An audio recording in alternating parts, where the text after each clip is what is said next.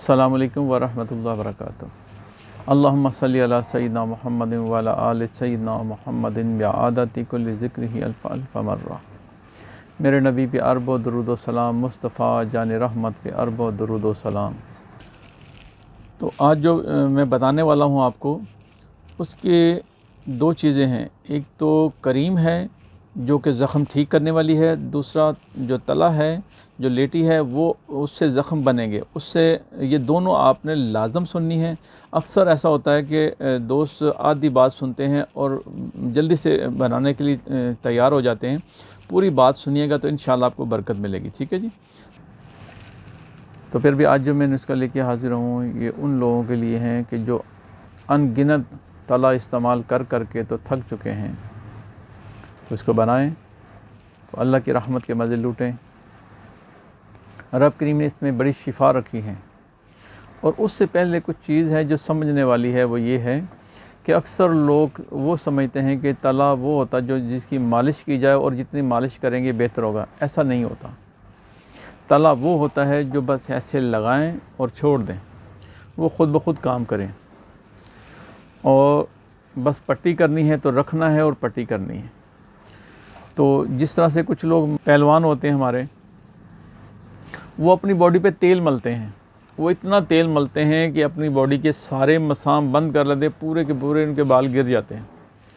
और इसी तरह कुछ लोग सर में मालिश करते हैं। हालांकि ऐसा नहीं होता। तेल लगाने से मसाम जो रगड़ते हैं, जब उसको मालिश करते हैं, मालिश करने से मसाम बंद हो जाते हैं। तेल लगाने से बाल जो मसाम खुलते हैं, लेकिन उसको मालिश करने से मसाम बंद होना शुरू हो जाते हैं।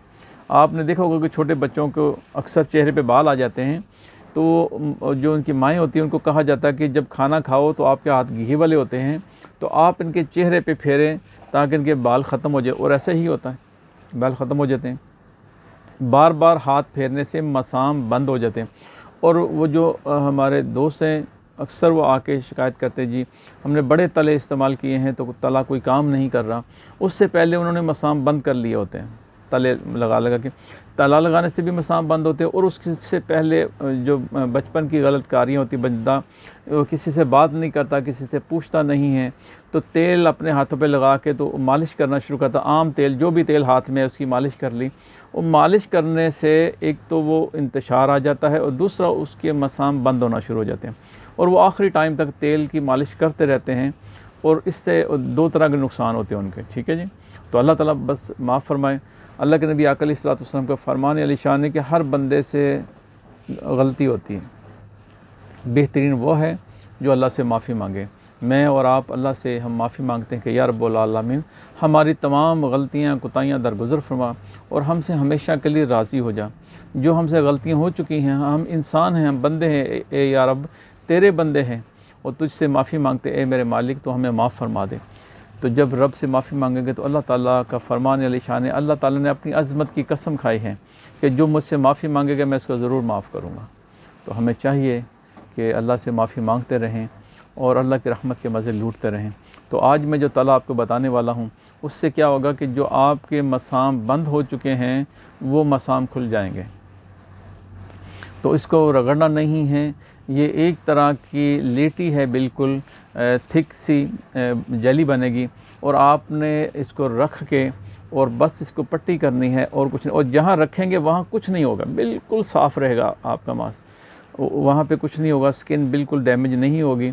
जहाँ से डैमेज है, जहाँ से ख़राबी है, जहाँ से उसमें पानी पड़ा हुआ है, जहाँ से रगें बंद हो चुकी हैं, जहाँ से मसाम बंद हुए हैं, वो सारे मसाम खुल जाएंगे। वो अल्लाह के फजल का इस तरह से खुलेंगे जैसे खरबूजा फट जाता है ना, इसी तरह से जगह जगह से ये आपका नफ्स जो है, ये इसके मसाम खुल जाएंगे, मांस फट जाएगा। तो ये 3 से 4 पट्टियाँ करनी होती हैं। तो 3 से 4 दिनों में ये मसाम इसके सारे खुल जाएंगे। और जहाँ आपने वो लेटी रखनी है और वहाँ पे किसी तरह का ज़ख़म नहीं होगा, वहाँ पे किसी तरह की कोई चीज़ नहीं होगी, जैसे होगा बिल्कुल साफ़ शफाफ रहेगा।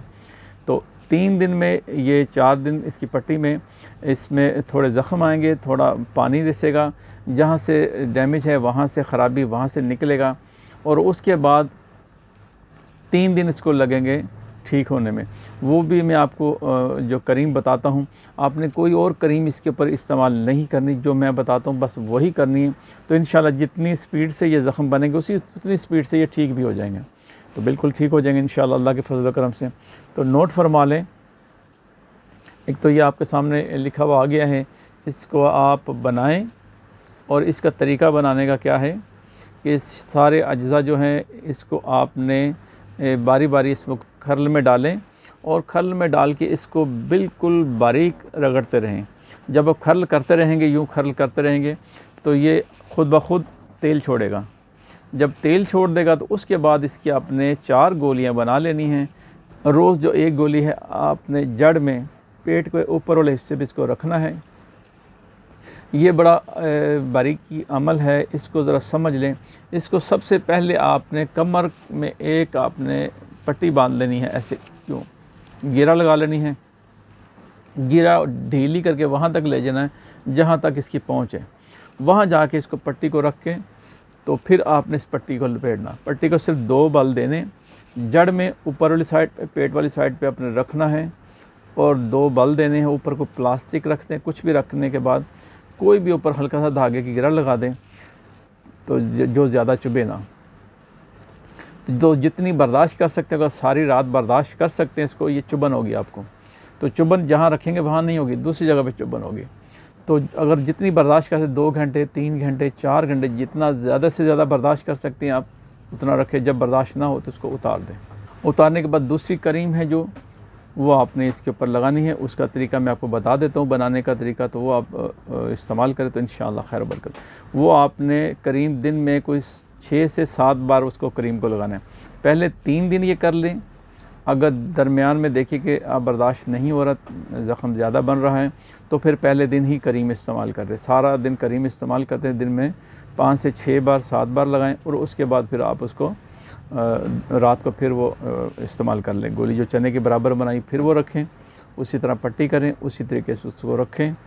तो मैं दूसरा करीम बनाने का तरीका भी बताता हूँ, उसकी अज्जा आपके सामने हैं। तो इसको बनाने का तरीका ये है कि मक्खन आपने ले लेना, इसको आपने सॉस पैन में डाल के तो इसको आपने पकाना है अच्छी तरीके से। जब इसकी लस्सी वगैरह इसमें से ख़त्म हो जाए उसके बाद इसमें आपने लहसुन डालना है और इसमें आपने काफूर डालना है और इसमें आपने मोम डालनी है और आपने इसमें ज़ाफ़रान डालना है। इसको डालने के बाद आपने जब हिलाएं, पक जाए, 1-2 जोश आ जाए, उसके बाद अपने फ़ौरन इसमें खुला बर्तन लेना, पानी वाला, उसमें पानी भरा हो और उसमें आपने इसको पलट देना है। तो ये 1 ही सेकंड में ये ऊपर आ जाएगी। जब ऊपर आ जाएगी तो मलाई की तरह इसको आपने ऊपर से उतार के, नतार के पानी अलग कर लें और ये करीम महफूज कर लें। और ये करीम आपने लगानी दिन में 6 से 7 बार लगाएं, इससे ज़्यादा बार भी लगा सकते हैं। तो इंशाल्लाह 3 दिन में ये अमल है, तो 3 दिन में ज़ख़म बनते हैं और 3 दिन में ये ठीक हो जाता है।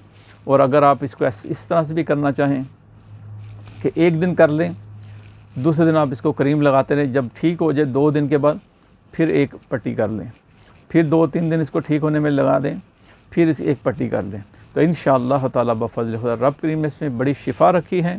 जैसे जैसे इस्तेमाल करेंगे तो इंशाअल्लाह खैर बरकत भी होगी और तनाव भी बढ़ेगा और क़ुव्वत भी बढ़ेगी। और जो तेल आप लगाना चाहेंगे, कोई भी तेल जो लगाना चाहेंगे, उसका फ़ायदा भी आपको होगा और इसका भी फ़ायदा होगा। ये सारे मसाम आपके खुल जाएंगे। अल्लाह ताला मेरा और आपका हामी नासिर हो। अस्सलामु अलैकुम व रहमतुल्लाहि व बरकातुहू।